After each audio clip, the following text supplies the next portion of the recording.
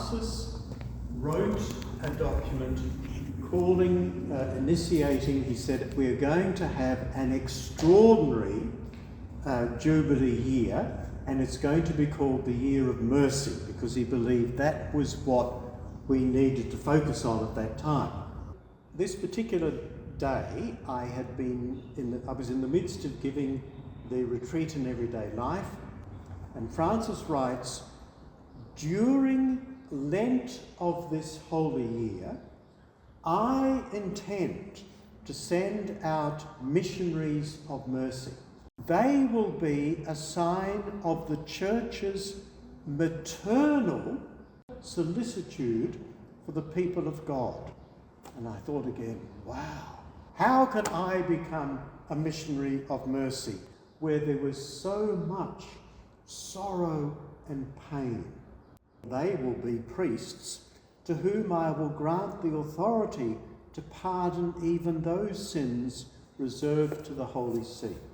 And during the day, you could sit in the church and people would have the opportunity to experience a conversation with their missionary of mercy. One of the things that Pope Francis had spoken about that might be a feature of the Jubilee Year of Mercy was an emphasis on people having access to the sacrament of reconciliation. And so the Missionaries of Mercy would have a special role in that regard. But I believe that what was needed more than anything else was the opportunity for people to come and tell their story. A great burden, a great weight upon them, perhaps an experience of abuse itself, and they had never had the opportunity to tell that story. But they needed the opportunity to actually tell the story to someone who would listen with deep empathy and great reverence for them. And they would be able to come and engage in this conversation.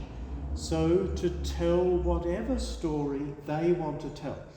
Perhaps there is a sin or something they have done that they have never told in the sacrament because they have been afraid of how the priest might react.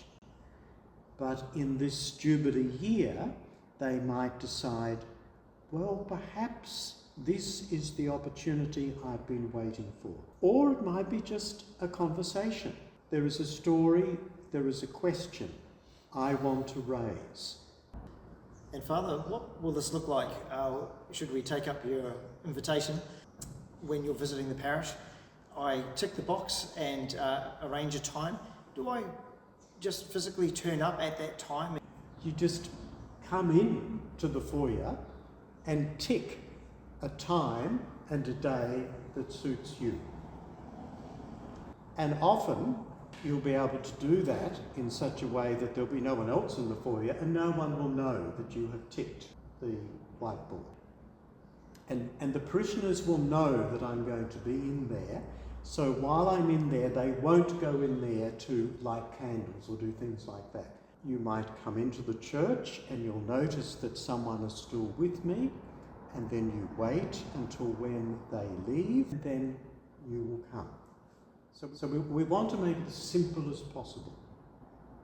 And from experience, the experience of 2016, that works well.